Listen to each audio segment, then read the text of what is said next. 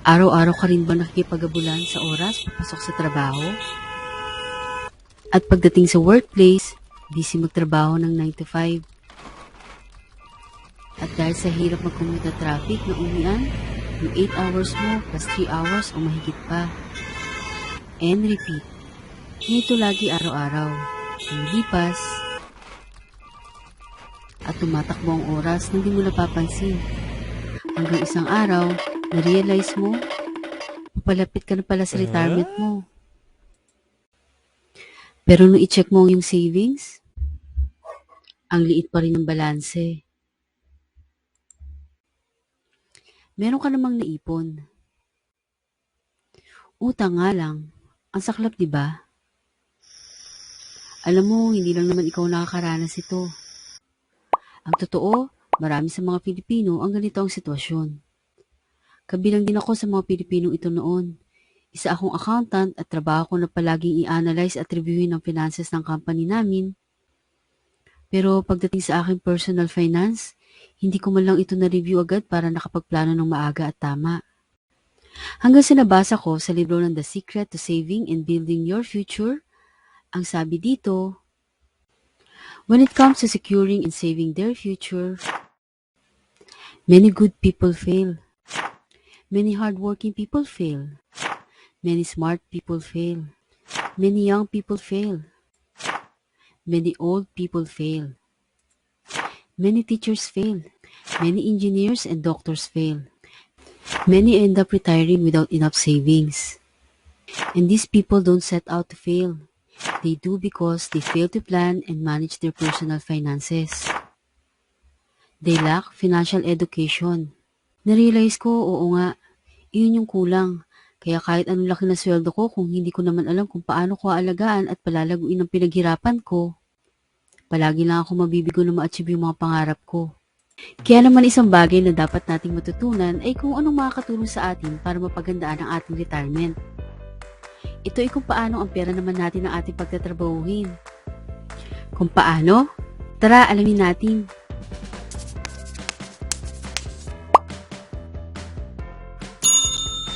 Lagi ko naririnig yung katagang, let money work for you. Sa mga sikat at mayayaman na tao, sabi ko, paano kaya yun? Baka pang mayaman lang yun ah. Ang alam ko lang kasi noon para makaipon at lumago ang pera ko, ay i-deposit ito sa isang savings account sa bangko. At dito, kikita ng interes ang ipon ko. Pero hindi pala ito sapat. Kaya laking pasalamat ko nung makilala ko ang IMG. Dito ko natutunan yung dalawang mahalagang financial concept na nakatulong sa akin para masagot ang ilang tanong kung paano ba pwedeng yung pera naman ang magtrabaho para sa atin. Kaya naman gusto ko rin itong i-share sa'yo.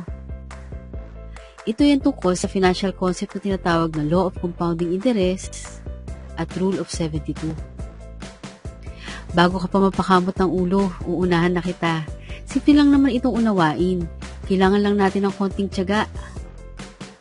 Sa tulong ng mga financial concept na ito, malalaman natin na hindi habang panahon ay tayo ang magtatrabaho para sa pera.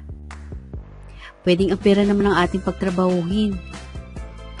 Para pagdating ng panahon at pagre-retire na tayo, wala tayong pag-alala na wala na tayong active income. Hayaan natin ang pera naman na mag-work para sa atin. Pero bago yun, alamin muna natin yung tinatawag na 3 stages ng ating financial life. Una, man at work. Ikalawa, man and money at work. At ikatlo, ang money at work. Kapag tayo ay nasa man at work stage, ito yung panahon o stage kung saan tayo ang nagtatrabaho ng puspusan para sa money. Kapalit ng oras at serbisyo mo, ay kumikita ka ng pera o tinatawag natin na sweldo or paycheck. As we progress, dapat ay pumapasok na tayo sa ikalawang stage. Ito yung man and money at work. Dito sa stage na ito, nagsisimula na tayo dapat i-manage ang ating finances, marunong na tayo ng budgeting and making informed decisions kung saan dapat napupunta ang ating income o pera para makarating tayo sa stage number 3. Ang money at work.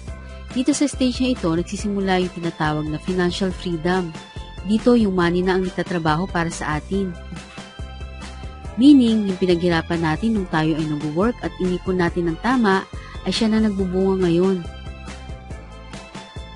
Meron ka ng tinatawag na passive income o yung income na nagtatanggap mo kahit hindi ka na nagtatrabaho dahil this time, money is working for you. Pero tandaan natin, money takes time to grow. Pero kapag nagbunga ang iyong itinanim, siguradong meron kang aanihin. Ang tanong ko sa iyo ngayon, nasa ang stage ka na? Kung ikaw ay nasa stage 1 pa lang, mahalaga na maunawaan at matutunan mo ang mga susunod kong i-share sa iyo para makarating tayo sa stage 2 and stage 3 ng ating financial life. Kaya naman kilalanin natin mabuti si Money. Siya ang star ng video natin ngayon. Kung iisipin natin, isa lang itong piraso ng papel. Pero alam mo bang meron siyang isang amazing secret na isi-share?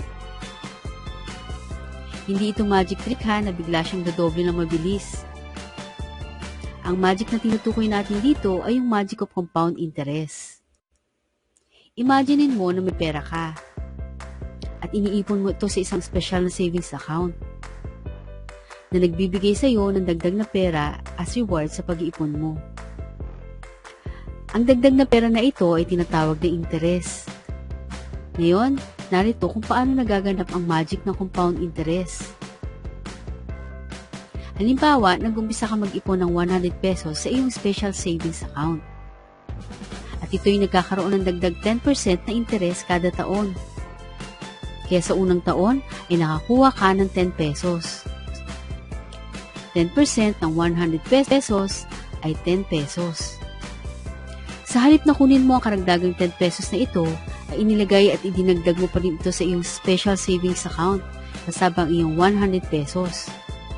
Kaya ngayon, meron kang kabuang 110 pesos sa iyong account. Sa sumunod na taon, ang savings account ay nagbigay sa iyo ng 10% na interest ulit. Pero hindi lang ito sa iyong unang 100 pesos. Ito ay sa 110 pesos na buong halaga na nasa iyong account. Kaya ngayong year 2 ay makakakuha naman ng 11 pesos. Gawin lang ito ng paulit-ulit.